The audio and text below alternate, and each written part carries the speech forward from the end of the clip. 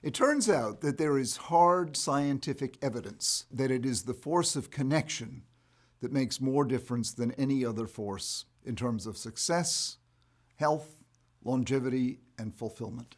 You name the thing you want, the best way to get there is to live a richly connected life.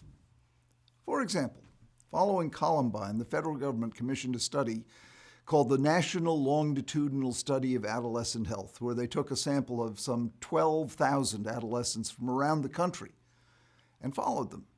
First, they gathered every demographic they could possibly gather on them: height, weight, IQ, personal family history, income, religion, geographic region, what kind of school they went to, everything under the sun.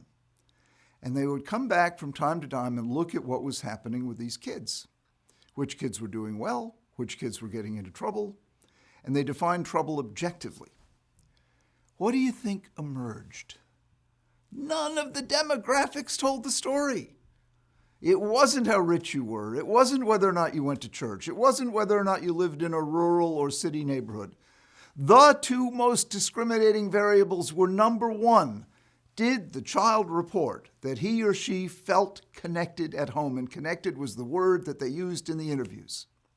And number two, did the child report that he or she felt connected at school? Defining connection as, do you feel good walking in the front door? And you have at least one thing you're looking forward to doing that day. The kids who felt connected in both domains, home and school, were very unlikely to get into any kind of trouble, including academic failure. The kids who felt disconnected in both domains were likely to get into trouble. And the ones who were yes in one, no in the other were somewhere in between. That's why it's critical we take connectedness scores as seriously as we take reading and math scores.